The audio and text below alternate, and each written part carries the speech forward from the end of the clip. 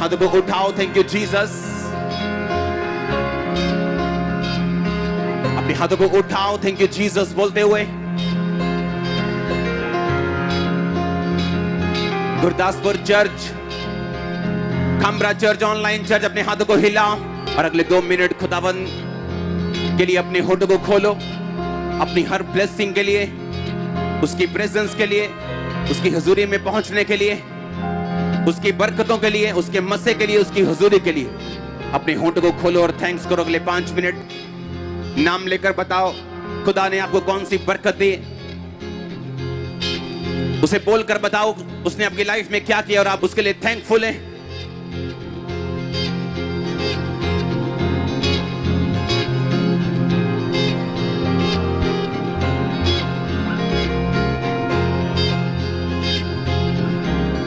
अपने होंठों को खोलकर थैंक्स करो उसका। अगले 5 मिनट हम सिर्फ अपने होंठों को खोलेंगे,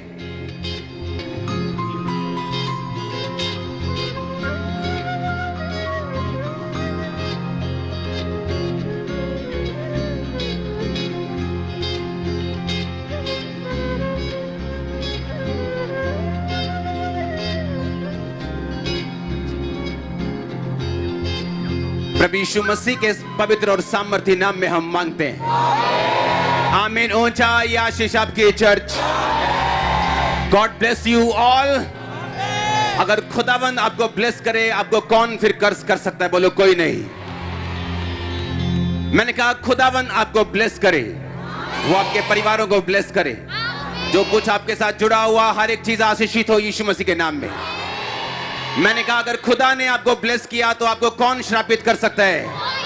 बोलो कोई नहीं। खुदावंद आपको ब्लेस करते हैं यीशु मसीह के नाम में। आप ब्लेस हैं आज। हालेलुया। स्वागत है यीशु मसीह की प्रेजेंस में। आप सेम वापस नहीं जा रहे। तारीफ करो जोर से जोर से जोर से। बैठ जाओ अपने शरीर में।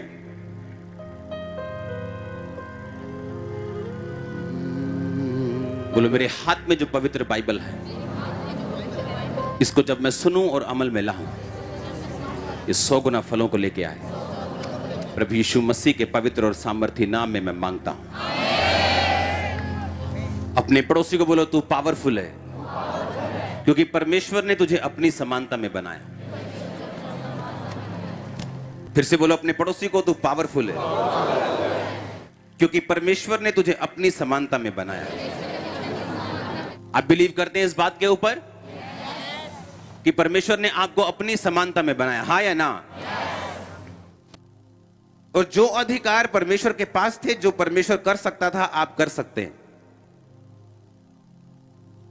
इस जगत को जब परमेश्वर ने बनाया तो सबसे पहले वो जगत, वो आकाश, वो पृथ्वी, वो पेड़, वो जंतु कहां पर थे? सबसे पहले वो परमेश्वर के कहां थे? दिमाग में। बाइबल कहती परमेश्वर की बुद्धि ने ही ये सब कुछ बनाया। जगत की नींव को परमेश्वर ने बुद्धि से डाला और उसको समझ से स्थिर किया। ये धरती के नीचे क्या है? आप पानी पर नींव डाल सकते हो? पानी में नींव डाल सकते हो? धरती के नीचे क्या है? पानी के ऊपर आप बैठे हो इस टाइम,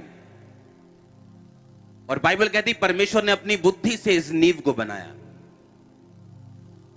अगर आप धरती खोद के ही देख लो ना, आपका विश्वास परमेश्वर पे बढ़ जाएगा, क्योंकि उसने पानी के ऊपर नींव डाली। और लोगों के घरों में अगर नींव में पानी लग जाए तो नींव खराब हो जाती है, और परमेश्वर ने पानी के ऊपर नींव डाली। बाइबल कहती है सब कुछ परमेश्वर के दिमाग में आया, उसकी बुद्धि में आया, और लिखा परमेश्वर ने अपनी बुद्धि से इस जगत की नींव डाली और समझ के साथ उसको स्थिर किया। और जब आपको बनाया गया, भूल जाओ कि लाखों लोग आज यहां बैठे हैं, फिर से भूल जाओ। जब मैंने कहा परमेश्वर ने आपको बनाया, उसने आपको कम नहीं बनाया, ज्यादा नहीं बनाया। उसने कहा मैं इंसान को बिल्कुल अपने जैसा बनाऊंगा और अपने जैसे अधिकार इसको दूंगा।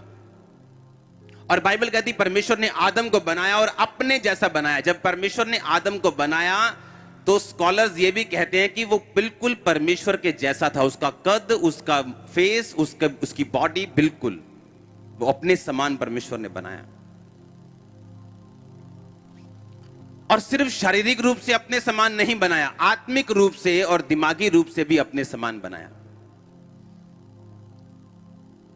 आपके शरीर का कोई भी हिस्सा डॉक्टर उसका ऑपरेशन कर देता है आराम से, लेकिन अगर उसे दिमाग का ऑपरेशन करना हो तो डॉक्टर बोलते हैं कि गारंटी नहीं है, क्योंकि दिमाग में लाखों करोड़ों नाड़ियां होती हैं। ये छोटा सा दिमाग जो सिर पे है, ये कुछ पाउंड का, इसमें लाखों नर्व्स हैं, जो डॉक्टर बोलते हैं कि इसको ऑपरेट करना सक्सेसफुली ये परमेश्वर का ही काम है, हम सिर्फ कर सकते हैं। जब आप इस दुनिया में आए, आप सब लोग इस समय अलग अलग चैलेंजेस का आप फेस करते हैं, अलग अलग चुनौतियों को फेस करते हैं। कोई बीमारी को फेस करता है, चुनौती उसके लिए बीमारी है, किसी के लिए मैरिज है, किसी के लिए फाइनेंस है, किसी के लिए बच्चे हैं, किसी के लिए पति है, किसी के लिए पत्नी है, किसी के लिए उसका कैरियर है, किसी के लिए उसकी जॉब है। हर एक बंदा अलग अलग सिचुएशन को फेस करता है और परमेश्वर आपको जानबूझ के ऐसी स्थितियों में और परिस्थितियों में डालता है जहां पर आपका कोई भी काम इंसान नहीं कर सकता, डॉक्टर नहीं कर सकते, मेडिकल साइंस नहीं कर सकती, आपके माता पिता तक भी वो काम आपके लिए नहीं कर सकते। और तब जर्नी शुरू होती है परमेश्वर को ढूंढने की। और मेरा बिलीव है आप में से 90% लोग उसी जर्नी के कारण यहां पहुंचे, हां या ना। और अगर मैं आपको प्रीच कर रहा हूं तो उसी के कारण आपको प्रीच कर पा रहा हूं, क्योंकि मैं एक कंप्यूटर इंजीनियर हूं और कंप्यूटर इंजीनियरिंग करने के बाद मैंने ऑस्ट्रेलिया जाना था और वहां पे और मैंने पढ़ना था। और अगर ये चीजें मुझको ही 17 साल पहले दिखा देते, मैं विश्वास नहीं करता कि जो ये हो रहा है ऐसा हो सकता है। ऐसा नहीं था कि मैं परमेश्वर को रब पे यकीन नहीं करता था, सब जगह जाता था, सब यकीन करता था, माथा टेकता था, लेकिन मेरा जो काम था, मेरे जो दिमाग में सोच थी वो यही थी, मैंने अपने कैरियर को बनाना है। और जब वहां हिट हुआ, जब मेंटली अपसेट के अटैक होने शुरू हुए, नशों में जब बढ़ गया, जब सब जगहों से जवाब मिला, जहां जहां मुझे घमंड था जिन जगहों के ऊपर, जब वहां से जवाब मिला और कुछ नहीं हुआ मेरी लाइफ में, जब सुसाइड करने जा रहा था, तब यीशु मसीह मिले और तब ये जर्नी शुरू हुई जिसको आप देखते हो। हालेलुया। अगर मुझे उन मुसीबतों का सामना ना करना पड़ता तो आज मैं आपको प्रीच भी ना कर रहा होता। अब अगर आप परमेश्वर में आ चुके हैं, आप जानते जब कई कंपनियां ऐसी हैं, आपको देखते हैं, अच्छा हमें एमए वाला व्यक्ति चाहिए, ठीक है जी, आपने एमए की है, ओके आप आ जाओ। उसके बाद आपकी ट्रेनिंग होगी, वो आपको 3 महीने की ट्रेनिंग देते हैं, आपको 6 महीने की ट्रेनिंग देते हैं।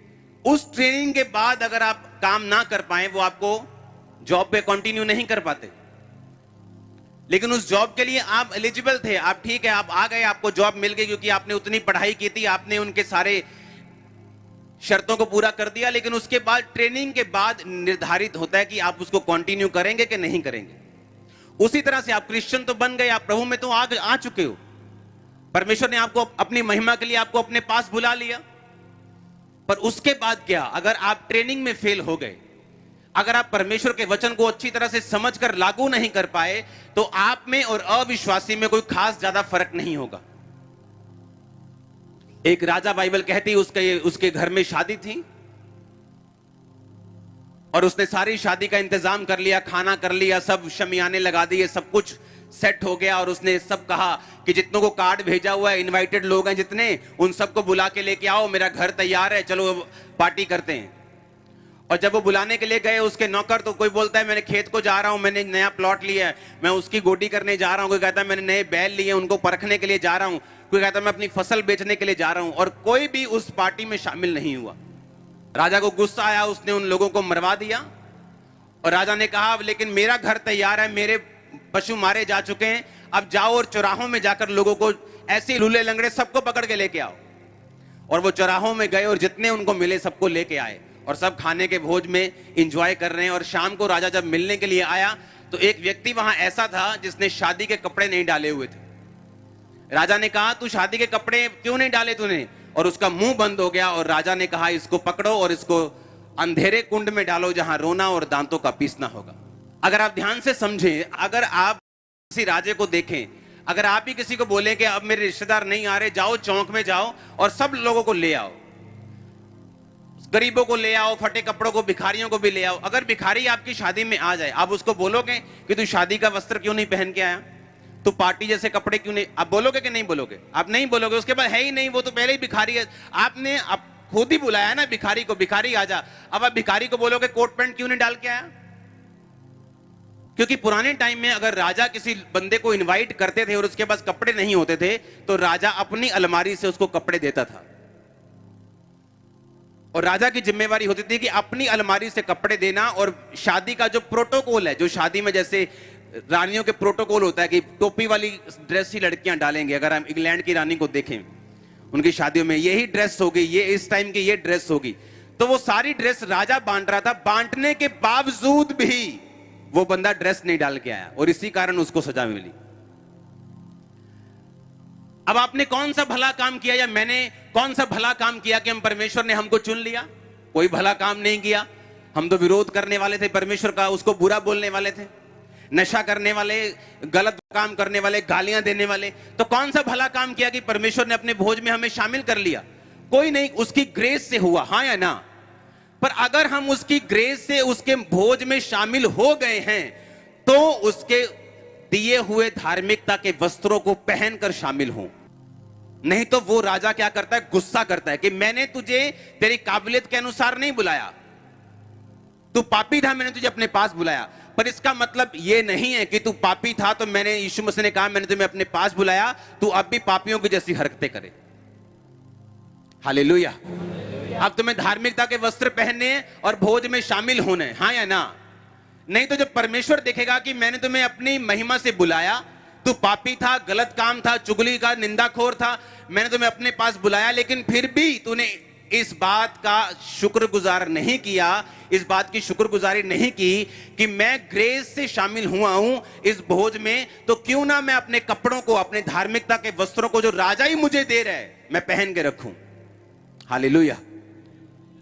अब आप परमेश्वर में तो आ चुके हो, लेकिन आगे क्या करोगे?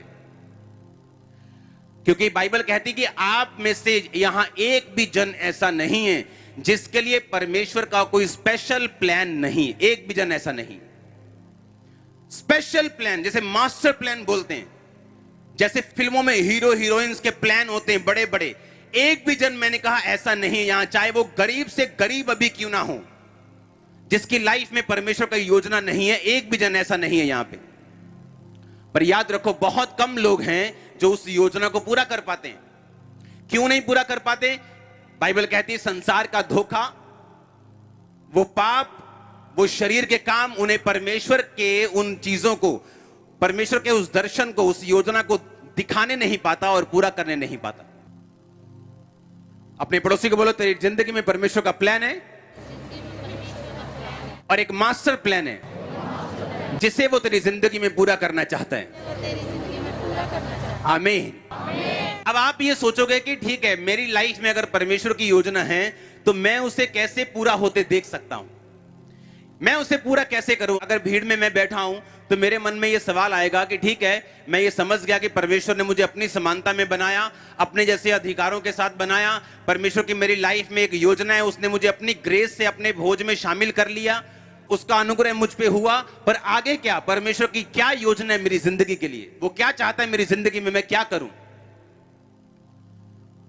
बाइबल कहती है अब्राहम को जब परमेश्वर ने बुलाया, उसका नाम अब्राम था पहले, उसने कहा आजा भी, अपने पिता, अपने कुटुंब, अपने परिवार के घर को छोड़ के, अपने देश को छोड़ के, जो मैं तुम्हें दिखाऊंगा चला जा। उसने सवाल नहीं किया प्रभु कहां जाऊंगा, कौन से देश में जाऊंगा, किस रोड को पकड़ूं, बस इतना ही था कि अपने घर, अपने कुटुंब को छोड़ दे। क्योंकि जहां अब्राहम रहता था वो लोग लकीरों को पढ़ के आपका भविष्य बताते थे कि तेरे साथ ऐसा होगा, तेरे साथ ऐसा होगा।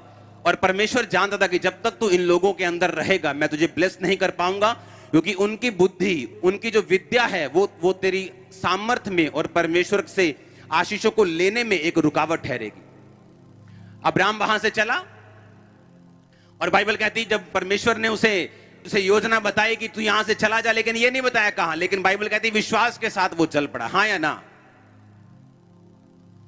अब्राहम की उस पुस्तक को पढ़ेंगे, उत्पत्ति 13। उसने उसको बाहर ले जाकर कहा, आकाश की ओर दृष्टि करके तारागण को देख, क्या तू उनको गिन सकता है? और फिर उसने उससे कहा, तेरा वंश ऐसा ही होगा। उत्पत्ति 13 उसकी 14 आयत हम पढ़ेंगे। जब लूत अब्राम से अलग हो गया, उसके पश्चात यहोवा ने अब्राम से कहा, आंख उठाकर जिस स्थान पर तू है वहां से उत्तर दक्षिण पूर्व पश्चिम चारों ओर दृष्टि कर, क्योंकि जितनी भूमि तुझे दिखाई देगी उन सबको मैं तुझे और तेरे वंश को युग युग के लिए दूंगा। सब बोलो आमीन। नीति वचन 16 उसकी 3 आयत स्क्रीन पे देखेंगे उसको। अपने कामों को यहोवा पर डाल दे, इससे तेरी कल्पनाएं क्या होंगी? सिद्ध होंगी। ये परमेश्वर की आपके पास एक पावर है। उसने कहा अगर तू अपने कामों को यहोवा पर डाल देगा, तेरी कल्पनाएं क्या होंगी? सिद्ध होंगी। वो कल्पना छोटी हो, वो इमेजिनेशन बड़ी हो, वो कितनी भी बड़ी क्यों ना हो। वो यहां एक छोटे से छोटा जो कारों को साफ करने वाला वर्कर, अगर उसकी इमेजिनेशन है कि मैंने कारों का शोरूम अपना लेना है, वो उसकी पूरी हो सकती, परमेश्वर कर सकता है। आपको मालूम है? आपको मालूम नहीं शायद, मैं आपको बताता हूं वो कैसे कर सकता है। जब परमेश्वर ने आदम को बनाया, उसने उसे कैसा बनाया? कैसा बनाया? अपने जैसा बनाया। अगर आपके दिमाग से सारा कुछ मिटा दिया जाए और आपको यह बोला जाए कि ऐसी एक धरती होगी और उसकी नींव हम पानी के ऊपर डालेंगे, आपको यकीन हो जाएगा?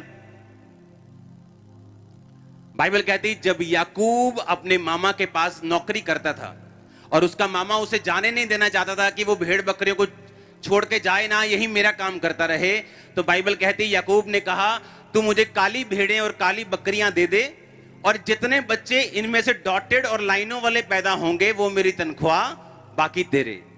उसने कहा ये तो फंस गया। अब काली बकरी होगी, काली बकरी का पति होगा, तो बच्चे तो वाइट होंगे नहीं, चितकबरे होंगे नहीं, लाइनों वाले तो होंगे नहीं। माँ अफ्रीकन है, बाप अफ्रीकन है, बच्चे तो अंग्रेज होंगे नहीं। उसने कहा ठीक है ये तेरी तनख्वाह, जितने बच्चे अंग्रेज हुए वो तेरी तनख्वाह, जितने बच्चे चितकबरे हुए वो तेरी तनख्वाह, कोई बात नहीं, तू काली भेड़ें और काली बकरियां रख ले। और बाइबल कहती रात को परमेश्वर के एक दूत ने उसे स्वप्न दिया कि जितनी बकरियां बच्चे पैदा कर रही हैं, काली बकरियां और काली भेड़ें, वो सारे डॉटेड हैं और सारे धारी वाले हैं। और जब वो सुबह उठा उसने पता क्या किया? उसने पॉपुलर, एक वृक्ष होता है जो आपके सब जगह लगा होता है, पॉपुलर को लिया और भी वृक्षों को लिया और उसको बीच बीच से छील दिया, उसे धारी वाला बना दिया और उसको उस जगह लगा दिया जहां भेड़ें इकट्ठी होकर पानी पीती थी।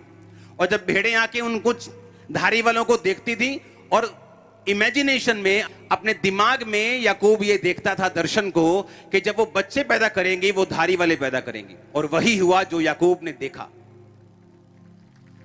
पता है क्यों? अब बताओ क्यों ऐसा हुआ? क्योंकि जब परमेश्वर ने धरती बनाई जो असंभव है, वो उसने कैसे बनाई? पहले धरती कहां पे थी? परमेश्वर के दिमाग में थी वो। और उसने अपने दिमाग में जो था उसको वचनों से बोला कि आकाश और पृथ्वी बन जाएं। और वैसा, अब ये बात तो इम्पॉसिबल है कि आपकी गाय वाइट हो, सांड वाइट हो और बच्चा भैंस के जैसा पैदा हो जाए, पर बाइबल कहती है ऐसा हुआ। और वही बच्चे पैदा हुए जो उसकी तनख्वाह थी। और ऐसा एक बार नहीं हुआ, कितनी बार हुआ? 10 बार। क्योंकि उसका मामा आके बोलता है अच्छा ये काली भेड़ और काली बकरियों ने लाइनों वाले बच्चे पैदा किए हैं, चलो कोई लोचा हो, गलती हो गई, कोई बात नहीं बेटा, अब ऐसा है कि जितने जितने धब्बे वाले बच्चे होंगे, जैसे शेर पे तेंदुए पे धब्बे होते हैं, वो तेरी तनख्वाह, बाकी सारे मेरे। क्या हुआ फिर? उसने दर्शन देखा कि वही धब्बे वाले बच्चे पैदा हो रहे हैं और वही धब्बे वाले बच्चे पैदा हुए। उसका मामा आके देखता है अच्छा धब्बे वाले बच्चे पैदा हो रहे हैं, अच्छा कुछ करना ही पड़ेगा इसका, ठीक है, जितने बड़े बड़े गोले वाले पैदा होंगे वो तेरी तनख्वाह, बाकी सारे मेरे। उसने दर्शन देखा कि बड़े बड़े गोले वाले पैदा हो रहे और वही बच्चे पैदा हुए। बाइबल कहती 10 बार उसकी मजदूरी बदली गई और 10 बार वही बच्चे पैदा हुए जो उसने दर्शन में देखे थे। अपने कामों को यहोवा पर डाल दे, तेरी कल्पनाएं सिद्ध होंगी। अब आपके दिल में विजन हो सकता है कि मुझे एक बड़ी कंपनी का मालिक बनना है, मुझे एक बड़ी मिनिस्ट्री करनी, मुझे अपनी फैमिली को ऐसा देखना है, मुझे अपने बच्चों को सक्सेसफुल देखना है। आप सबसे पहले उन्हें दर्शन में देखेंगे, अपनी इमेजिनेशन में देखेंगे। अब विश्वास आशा की हुई वस्तुओं का निश्चय और अनदेखी वस्तुओं का प्रमाण है। बोलो, विश्वास आशा की हुई वस्तुओं का निश्चय और अनदेखी वस्तुओं का प्रमाण है। मैं 3 आयत पढ़ूंगा। विश्वास ही से हम जानते हैं कि सारी सृष्टि की रचना परमेश्वर के वचन के द्वारा हुई। यही नहीं, जो कुछ देखने में आता है वह देखी हुई वस्तुओं से बना है। सब जोर से बोलो हालेलुया। बोलो, विश्वास आशा की हुई वस्तुओं का निश्चय और अनदेखी वस्तुओं का प्रमाण है। बाइबल कहती जितनी देखी वस्तुएं आप देख रहे हो, ये परमेश्वर के कैसे बनी है? वचन से। और क्या वचन दिखता है कि नहीं दिखता? वो नहीं दिखता। जो मैं बोल रहा हूं वो आपको सुन रहा है, दिख थोड़ी रहा है। उसने कहा विश्वास आशा की हुई चीजों का निश्चय। कहता अगर तुझे वो चीज चाहिए जो तू चाहता है, सबसे पहले तुझे अपने दिमाग में उसकी क्लियर फोटो बनानी पड़ेगी कि मुझे चाहिए क्या। वो चाहे असंभव काम हो, वो अपनी खोपड़ी से निकाल दो कि ये होगा कि नहीं होगा, ये बहुत बड़ा है। हम अपनी पॉकेट के हिसाब से अपने प्रोजेक्ट्स फाइनल नहीं करते, हम गॉड की पॉकेट के हिसाब से अपने प्रोजेक्ट फाइनल करते हैं। तो अपना दिमाग खत्म कर दो इधर से कि मेरे दिमाग में क्या है कि ये तो बहुत बड़ा कैंसर है, ये तो बहुत बड़ा रोग है, ये तो बहुत बड़ा कर्ज है, ये तो बहुत बड़ी, ये दिमाग से निकाल दो। अगर पानी के ऊपर धरती की नींव पड़ सकती है तो सोचो क्या हो सकता है। लेकिन परमेश्वर ने कहा जो पावर मेरे पास है, मैंने अपनी बुद्धि से इसे बनाया, वो पावर तेरे पास भी है, पर उसे काम में कैसे लाना, आज मैं वो आपको बताऊंगा। सबसे पहले बाइबल कहती अगर आपके दिमाग में परफेक्ट पिक्चर नहीं है कि आप चाहते क्या हैं, परमेश्वर उसको पूरा करना उसके लिए मुश्किल हो जाएगा। जैसे एक लड़की प्रार्थना करती रहती थी, प्रभु मुझे अच्छा पति चाहिए, अच्छा पति चाहिए, अच्छा पति चाहिए। परमेश्वर कहता कैसा अच्छा? मेरे लिए एक टीचर भी अच्छा है, मेरे लिए क्लर्क भी अच्छा है, मेरे लिए तो अच्छा अच्छा है, तेरे तू कैसा अच्छा चाहती? उस पास्टर ने कहा तू क्या चाहती? परमेश्वर के लिए तो सब अच्छे हैं जो अच्छे लोग हैं, लेकिन तेरे लिए अच्छा क्या है वो तुझे पता है। उसने कहा तुझे कैसा प्रोफेशन कैसा चाहिए उसका, अपने पति का? कहती वो टीचर होना चाहिए। उसने कहा लिख ले। उसने कहा टीचर होना चाहिए। लंबा होना चाहिए, गिट्ठा होना चाहिए, लंबा होना चाहिए। अच्छा कैसा? ये ऐसा म्यूजिक भी पसंद होना चाहिए, नहीं पसंद होना चाहिए, ये पसंद होना नहीं। 10 उसने लिखे, परफेक्ट पिक्चर बनाई, उसके लिए प्रेयर की, दिमाग में रखा। 6 महीने में वैसा पति उसके पास था। प्रॉब्लम कहां है? हम परमेश्वर को बोलते रहते हैं मुझे अच्छा रिश्ता चाहिए, मुझे अच्छा रिश्ता चाहिए। और परमेश्वर को बताओ वो कैसे डिसाइड करे आपके लिए कि अच्छा रिश्ता कौन सा है। परमेश्वर ने अगर धरती बनाई तो उसके दिमाग में परफेक्ट पिक्चर थी कि धरती कैसी होनी चाहिए, बीज कैसे होने चाहिए, पेड़ कैसे होने चाहिए, हाँ या ना। और उसने आपको बिल्कुल अपनी समानता में बनाया कि अगर परमेश्वर जो उसको चाहिए था उसको दिमाग में फ्रेम करके अपने वचनों से पैदा कर सकता है, तो आपको सबसे पहले अपने दिमाग में चीजों को फ्रेम करना पड़ेगा कि आपको वो चीजें कैसी चाहिए। मेरे को चर्च कैसी चाहिए वो मेरे दिमाग में थी, आज मेरे सामने है। अगले 6 साल में कैसी चाहिए अभी मेरे दिमाग में, आपके सामने आ जाएगी। अब अगर आपके दिमाग में क्लियर नहीं है कि आपको चाहिए क्या, तो परमेश्वर के लिए उसे पूरा करना मुश्किल होगा। आप बोलेंगे मुझे बरकत दे, मुझे आशीष दे, लेकिन 1000 तरह की आशीषें हैं, कौन सी चाहिए आपको? मुझे अनुग्रह दे, कैसा अनुग्रह चाहिए आपको? मुझे प्रोफेटिक में बढ़ने का अनुग्रह दे, मुझे हीलिंग में बढ़ने का अनुग्रह दे, मुझे गैदरिंग में बढ़ने का अनुग्रह दे, मुझे फाइनेंस में बढ़ने का अनुग्रह दे, मुझे परिवार में बढ़ने का, मैरिड लाइफ में ग्रेस चाहिए। कौन सी ग्रेस चाहिए आपको? हाय प्रभु दया कर, हाय प्रभु दया कर। कौन सी दया चाहिए आपको? हम जब अन्य जातियों से निकलते हैं, हमें ऐसा लगता है कि परमेश्वर को सब पता है, वो सब कर लेगा। और वो कहता है मांगो तो दिया, ढूंढो तो तुम, खटखटाओ तो तुम्हारे लिए। अब एक विश्वासी को यह पता होना चाहिए कि मुझे मांगना क्या है। कि परमेश्वर, मेरा पति नशे करता है, मेरे पति को नशों से आजाद कर। उसके अपने दिमाग में एक पिक्चर को बनाना कि मेरा पति व्हाइट कपड़ों को डाल के चर्च में जा रहा है, पवित्र आत्मा से भर रहा है, नशों को छोड़ रहा है, परमेश्वर के काम कर रहा है, अच्छे काम कर रहा है। अब ये पिक्चर आपने दिमाग में बना ली और आपने प्रार्थना करनी शुरू कर दी। अब अगला पॉइंट जो आएगा उसको आपने ध्यान से सुनना। करना क्या है आपने फिर? बहुत से लोग हैं जिनके दिमाग में पिक्चर होती कि मुझे क्या करना है। पास्टर्स हैं जिनके दिमाग में पिक्चर होती कि मेरी कलीसिया 1 लाख की होनी चाहिए, 90,000 की होनी चाहिए। पर वो कलीसिया 15 सालों से अभी वहीं पे है जहां 15 साल पहले थी। क्योंकि बाइबल कहती अगर आपका विश्वास आपके कर्मों से मेल नहीं खाता तो जो कुछ परमेश्वर ने आपके दिमाग में उपजाया है वो पूरा नहीं होगा। आपको समझ आ भी रही है या नहीं? मैंने आपको बताया आप पावरफुल हो। प्रभु ने आपको अपने जैसा बनाया, उसने दिमाग से बनाया, आप दिमाग से बना सकते हो, हाँ या ना? उसने दिमाग में सोचा धरती ऐसी होनी चाहिए, उसने कहा धरती बन जाए। उसने दिमाग में सोचा पेड़ ऐसा होना चाहिए कि पेड़ में से ही बीज निकले और वही बीज बोए जाएं, उनमें से पेड़ निकले, एक बारी काम खत्म हो जाए। उसने दिमाग में सोचा, उसने कहा पेड़ बन जाए, हाँ या ना?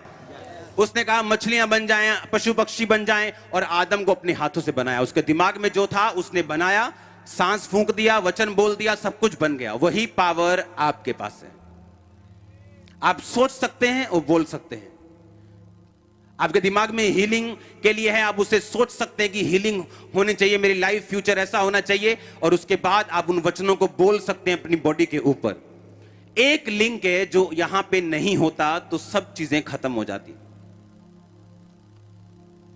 आपके दिमाग में रखी फोटो, आपको मालूम हुए अधिकार कि आप परमेश्वर के जैसे हैं, आपकी प्रार्थना, सारा कुछ मिस हो जाता है अगर एक लिंक आपकी लाइफ से निकल जाए।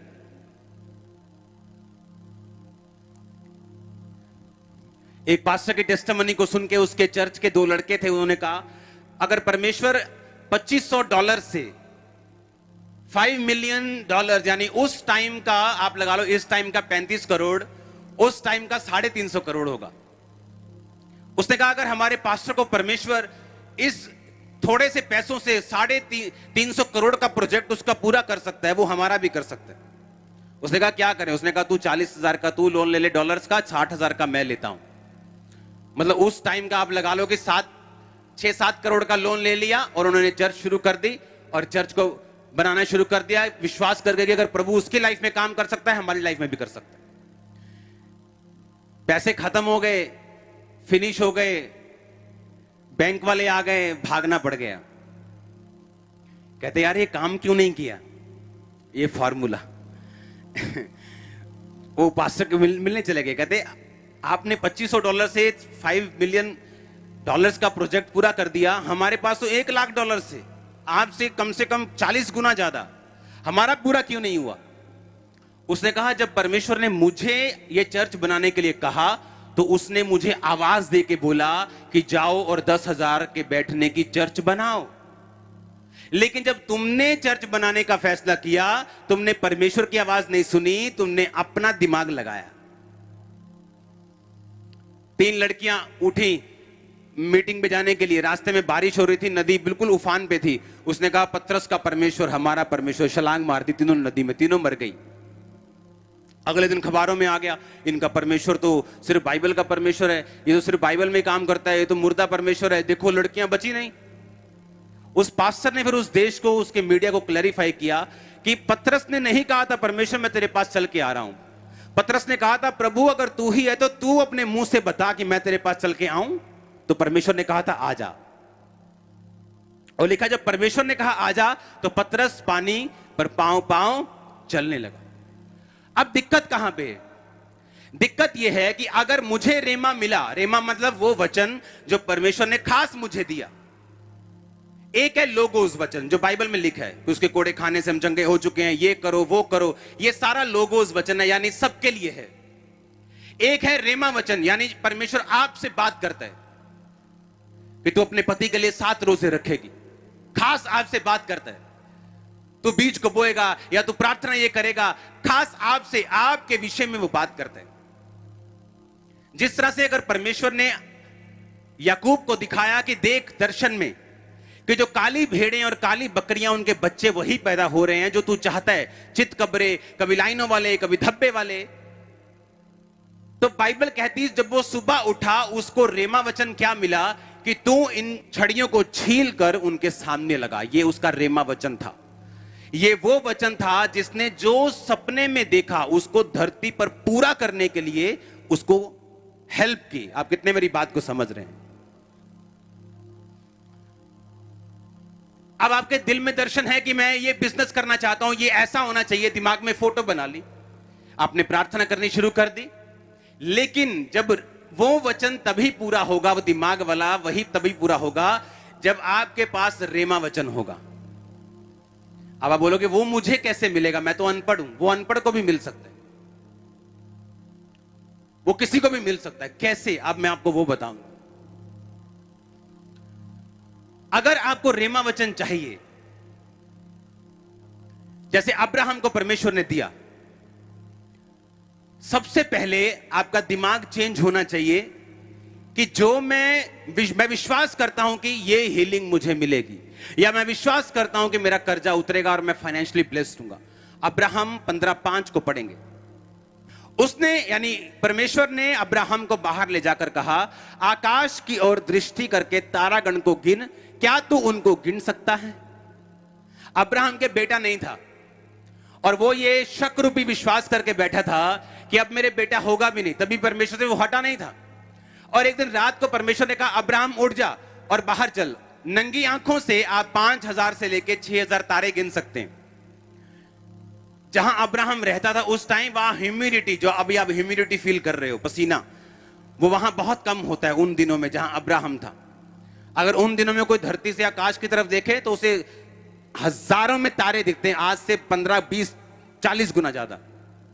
और परमेश्वर ने कहा इन्हें गिन, और वो गिन रहा था, तारों को गिन रहा था। परमेश्वर ने कहा, और वो भूल रहा था बार बार, इतने तारे थे हजारों में। परमेश्वर ने कहा तेरा वंश मैं ऐसा ही कर दूंगा। और अभी उसके पास एक बच्चा भी नहीं था। अगर आप 16 आयत पढ़ें तो उसने कहा, अब्राहम ने इस बात पर विश्वास किया और ये उसके लिए क्या गिना गया? धार्मिकता गिना गया। बोलो, धार्मिकता गिना गया। यानी परमेश्वर ने अभी उसको दिया कुछ नहीं है, अभी फोटो ही दिखा रहा है उसको। आप सोचो आपको 10 साल हो जाए चर्च में आते हुए कि मुझे एक बेबी चाहिए, और 10 साल बाद मैं आपको बोलूं अच्छा इमेजिन करो आपको बेबी मिला है, आप बोलोगे क्या आप बात कर रहे हो? अभी भी 10 साल बाद मैं इमेजिन ही करी जाऊं? अब तो कुछ होना चाहिए, परमेश्वर को छुए मुझे। अब तो मैं कर्जे से परेशान हो गया हूं, अब तो मैं बीमारी से परेशान हो गया हूं, अभी भी आप कह रहे हो इमेजिन करो? अरे नहीं, इमेजिन नहीं करना, आप कुछ करो, कुछ करो, अभी होना चाहिए सब कुछ, कर्जा खत्म होना चाहिए, वीजा लगना चाहिए। परमेश्वर के पास आने वाले लोग अगर काली में, अगर जल्दी में, वो परमेश्वर से कुछ नहीं पाते, क्योंकि वो जल्दी में नहीं, क्योंकि वो टाइम से, स्पेस से, मैटर से बाहर रहता है। हम टाइम में हैं, हम मैटर में रहते हैं, हाँ, सॉलिड मैटर में रहते हैं, हम स्पेस में रहते हैं, लेकिन वो इन तीनों चीजों से बाहर रहता है। वो आपके हिसाब से काम नहीं करता। आप सोचेंगे परमेश्वर अब तो मुझे दे ना, प्रैक्टिकल कुछ दे। परमेश्वर अब्राहम को पता कब बोल रहा है, कितने कितने साल का था अब्राहम इस टाइम? इमेजिन करो, अपने घर से उसे निकले हुए 20 साल हो चुके थे, और परमेश्वर कह रहा है अब्राहम इमेजिन कर। जब परमेश्वर मुझे ये बातें सिखा रहा था, मेरी प्रार्थना जब मैं 10 साल हो चुके थे एक ही बात के लिए प्रार्थना करते, हीलिंग डिलीवरेंस के लिए, और 10 साल बाद भी कुछ असर नहीं हो रहा था, तो मुझे भी ऐसा ही महसूस होता था कि परमेश्वर बातें ही करता रहेगा कि कुछ करेगा भी। और कई बार लाइफ में निराशा महसूस होती थी, डीप निराशा, बहुत डीप, जितना आपने सोचा भी नहीं। और अब्राहम को परमेश्वर कह रहा है कि फोटो देख, फोटो देख, ये देख तारे गिन, मैं तेरी संतान को ऐसा कर दूंगा। और आप जानते अब्राहम, बाइबल कहती है उसने फेथ किया। आप बाय फेथ जो बेबी 40 साल से नहीं हुआ और आप 60 साल के भी क्यों नहीं, आप उसका नाम रख सकते हो बाय फेथ कि ये मेरा शैमुअल आ रहा है, यीशु मसीह के नाम में वो आ रहा है, कि मेरा फाइनेंस ये आ रहा है, मेरा कर्जा ये जा रहा है, मेरी प्रॉब्लम ये जा रही है यीशु मसीह के नाम में। बाय फेथ लिखा, उसने विश्वास किया। उसने ये नहीं कहा हाँ हाँ प्रभु ठीक है यार, चलो ठीक है कोई नहीं। लिखा उसने कहा वाह इतने होंगे मेरे। उसने विश्वास किया और लिखा ये विश्वास उसके लिए धार्मिकता गिना गया। अब दिमाग में परमेश्वर ये चाहता था कि सबसे पहले जो तेरी आशीष तेरे पास आएगी वो तेरे सबसे पहले कहां आएगी, तेरे दिमाग में। क्योंकि अगर ये दिमाग में नहीं आई तो इसे जमीन पर हकीकत में लाना इम्पॉसिबल है। क्योंकि विश्वास आशा की हुई वस्तुओं का निश्चय, आशा की हुई, सामने रखी नहीं, आशा की हुई। वो क्या है आशा किया हुआ? आपकी ब्लेसिंग, आपकी बरकत, आपकी हीलिंग, आपका बेबी, आपकी फाइनेंस, आपकी फैमिली का उद्धार, आपने आशा की है उसकी। लिखा विश्वास आशा की हुई वस्तुओं का निश्चय, अनदेखी वस्तुओं का क्या है? प्रमाण। जो वस्तुएं देखी नहीं, जो परमेश्वर कह रहा है कि दिमाग में अपने फोटो रख, इमेजिनेशन बना के रख। अब्राहम को कहता है इमेजिन कर, ये तेरे बच्चे हैं सारे, देख तू गिन, ये तेरे बच्चे हैं। उसने कहा आमीन। कहता आंखें उठाकर अपने पूर्व पश्चिम इधर उधर सब जगह देख, जितनी भूमि तू देख रहा है इस पे तू चलेगा और मैं युगों के लिए तेरे वंश को दे दूंगा। पहले क्या कर, जे आज का विश्वासी होगा ना प्रभु, पहला रजिस्ट्री चाहिए है, पहला मेरे ना ते रजिस्ट्री होनी चाहिए फिर विश्वास करूंगा। एवं किवें मैं विश्वास कर ला किसी दी जगह दे? पहला मेरे नाम ते रजिस्ट्री करा, फिर मैं कहूंगा हाँ ये सारी भूमि परमेश्वर ने मैनू दी है। परमेश्वर ने कहा आंखें उठा के देख, सब जगह, सब इधर उधर देख रहे हैं? हाँ देख रहा हूं। परमेश्वर कहता है मैं तुझे दे दूंगा सारा कुछ। उसने कहा आमीन। दिमाग में अभी भी दिमाग वाली गेम चल रही है। अभी भी क्या चल रही है? वो दिमाग वाली गेम चल रही है। मतलब शरीर में कुछ नहीं बदला है अभी भी। इधर से तंबू उठाया अब्राहम ने, उधर उठा लिया, उधर से तंबू उठाया, अगले देश, अभी तंबू ही चल रहे हैं। पर परमेश्वर कह रहा है देख मैं तुझे नंबर 1 करने जा रहा हूं, देख। हाँ आप समझ रहे कि नहीं? वो कह रहा है देख। अब्राहम सोचता होगा तू दिखाई जा रहा है, कुछ कर नहीं रहा। जगह देख, इधर देख, उधर देख, तारे देख, बच्चे ऐसे कर दूंगा, ये ऐसे कर दूंगा। पूरा कब होगा? अब तक पूरा क्यों नहीं हुआ? क्योंकि अब्राहम के पास दूत आए और उसने अब्राहम ने कहा मेरे पास रुक जाना जब तक मैं खाना ना दूं, मैं जब तक बोऊं ना आपकी लाइफ में, आप जाना मत। वो दूत पहले कितनी बार आए होंगे अब्राहम के पास, लेकिन वो देख नहीं पाया उन दूतों को। और परमेश्वर जब भी अब्राहम के पास आता था ये की बात बोलता था, अब्राहम मेरी उपस्थिति में चलता जा और सिद्ध होता जा। परफेक्ट होने तुझे, सिद्ध होने तुझे। क्योंकि जो फोटो तेरे दिमाग में मैंने रखी है ना जमीन की, जो फोटो तेरे दिमाग में रखी है ना मैंने बेटे की, मैं वो फोटो को असली में पैदा कर दूंगा, पर तू सिद्ध होता जा। अब दिक्कत कहां पे है? आपको एक दर्शन परमेश्वर ने दिया, वो दर्शन फाइनेंस का हो सकता है, वो दर्शन चर्च का हो सकता है, वो कोई भी हो सकता है, आपके कैरियर की ब्लेसिंग का हो सकता है। अब एक लिंक जो परमेश्वर आपको देगा वो ये कि उस दर्शन को पूरा करने के लिए अब आप याकूब की तरह बांस को तो छील के लगाएंगे नहीं, क्योंकि उसका अपना दर्शन था। हाँ या ना? आपने भेड़ों के बच्चे तो पैदा करने नहीं है कि करने हैं? हाँ या ना? नहीं करने ना। आपका तो अपना विजन है, आपका तो हीलिंग है, किसी का ये है कि मेरा पति बच जाए, मेरी पत्नी बच जाए, आपका तो अलग दर्शन है। हाँ या ना? तो उस दर्शन को पूरा करने के लिए याकूब को परमेश्वर ने कहा था कि ये बांस छील के लगा दे। वही मैं बात आपसे कह रहा हूं कि वो आपके दर्शन को पूरा करने के लिए आपको खास प्लान देगा। और सुनो मेरी बात, वो प्लान आपको तभी मिलेगा जब आप परमेश्वर के साथ खड़े हुए होंगे बिना पाप के। क्योंकि फोटो आपने दिमाग में बसा ली, अब्राहम ने बसा ली कि हाँ मुझे ये सारी जमीन मिलेगी, हाँ मुझे ये आकाश के तारों की तरह और समुद्र के किणकों की तरह, रेत के किणकों की तरह बच्चे मिलेंगे। लेकिन एक लिंक मिस था। जब परमेश्वर उसके पास आता था बोलता था कि मैं वो सब कुछ तुझे दे सकता हूं जो मैंने तुझे वायदा किया, पर एक चीज की कमी है, तू अपनी मेरी उपस्थिति में चल के क्या होता जा? सिद्ध होता जा। ऐसे लोग हैं, विश्वासी लोग, बोने में अच्छे हैं, प्रेयर भी करते हैं, फास्टिंग भी करते हैं, लेकिन व्यभिचार की आत्मा उनकी जिंदगी में और उसको वो छोड़ना नहीं चाहते। ऐसे विश्वासी हैं, चर्च भी जाएंगे, सब कुछ करेंगे, लेकिन कभी बोएंगे नहीं, परफेक्ट नहीं।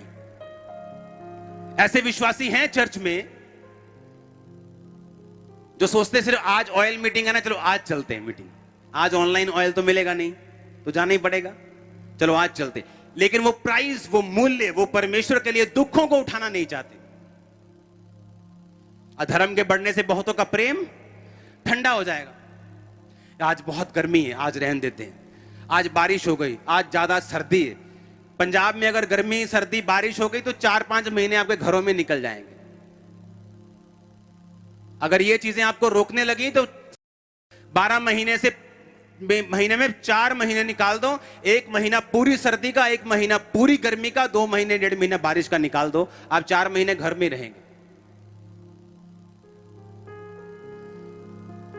जब भी आपने किसी को बरकत लेते हुए, असली वाली बरकत, बरकत, बड़ी आशीष आपने लेते हुए किसी को देखा होगा, तो उसको तभी देखा होगा जब उसने जीवन की अपनी सारी कमियों को निकाला है और परमेश्वर के पीछे चला है।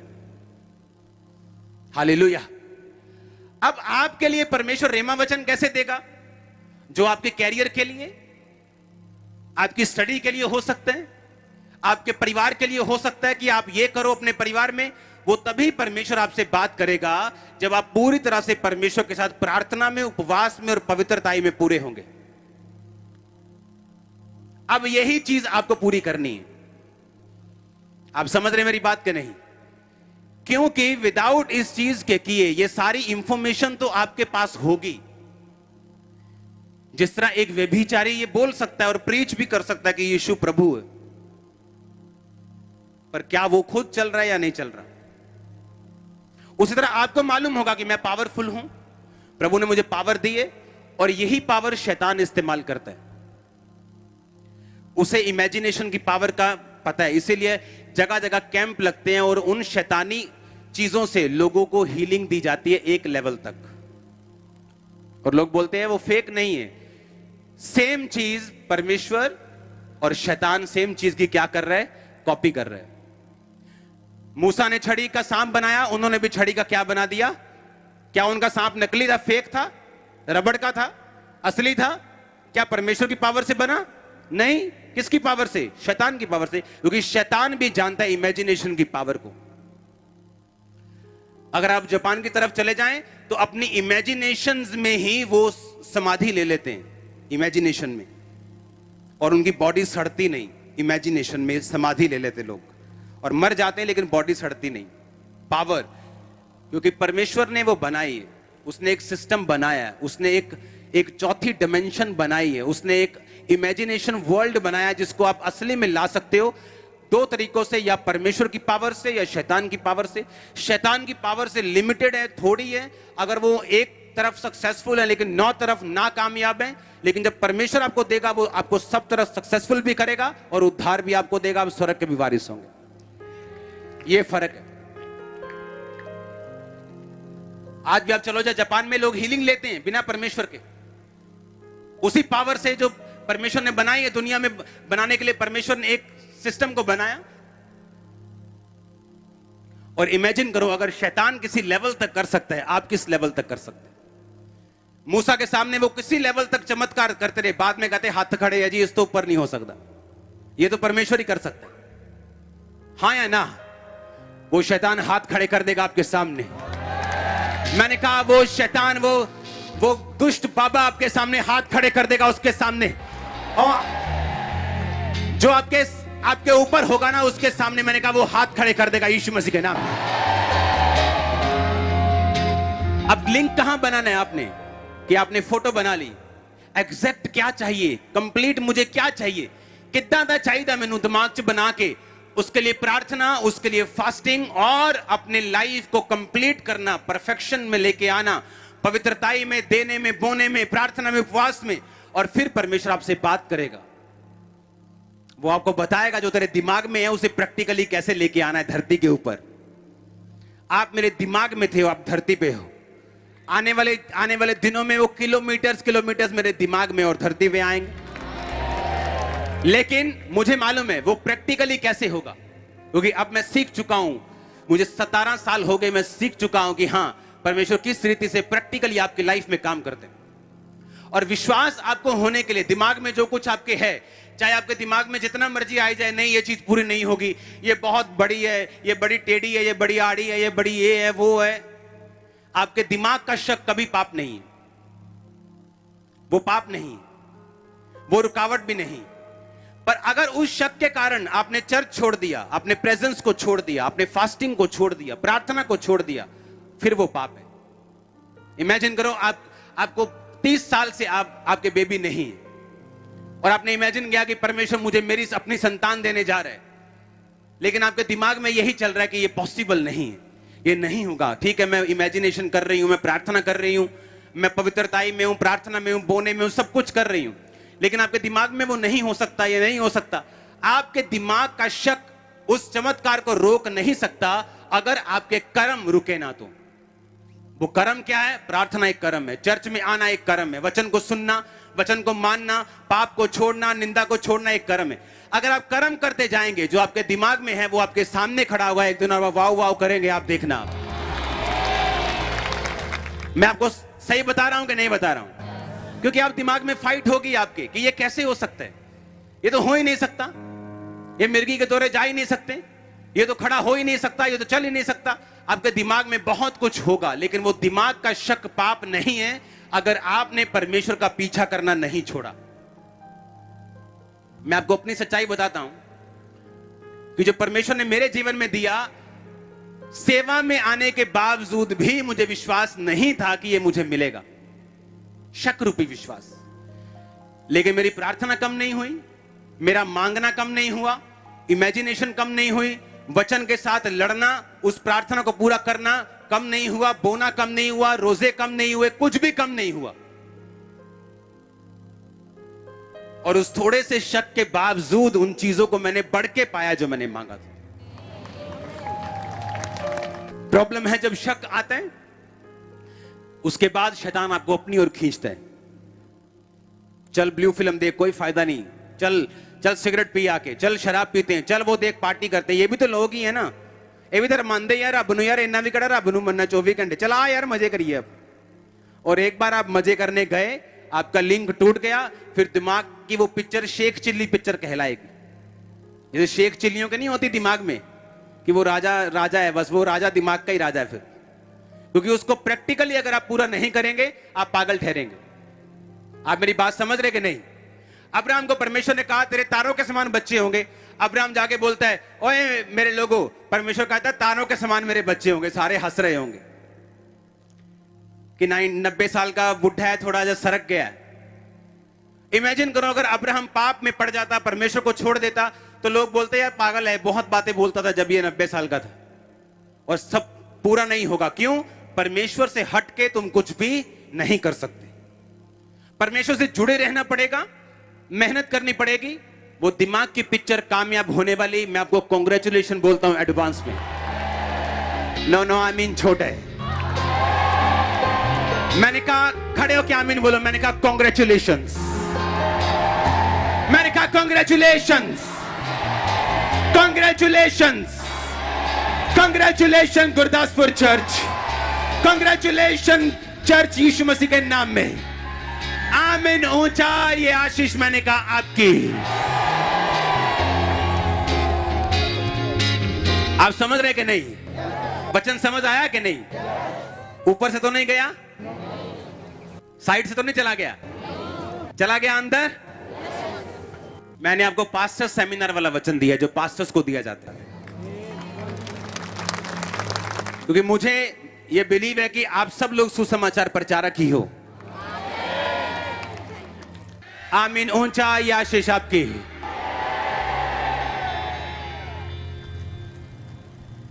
अपने हाथों को उठाओ। Thank you Jesus. फिर से थैंक यू जीसस।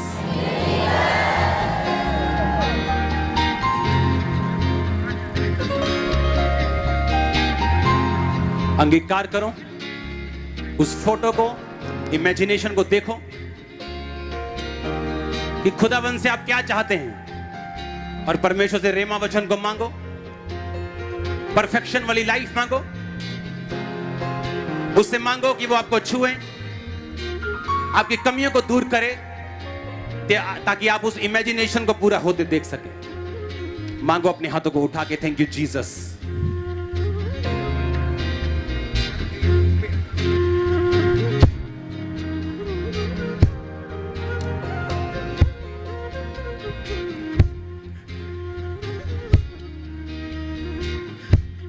प्रभु यीशु मसीह के सामर्थी नाम में हम मांगते हैं। हमारे YouTube चैनल को सब्सक्राइब करें ताकि आप परमेश्वर के गहरे वेदों को जान सकें कि कैसे आप परमेश्वर में बढ़ सकते हैं, कैसे आप दुष्ट आत्माओं से, नशों से, बीमारियों से और वंशों के श्रापों से आजाद हो सकते हैं।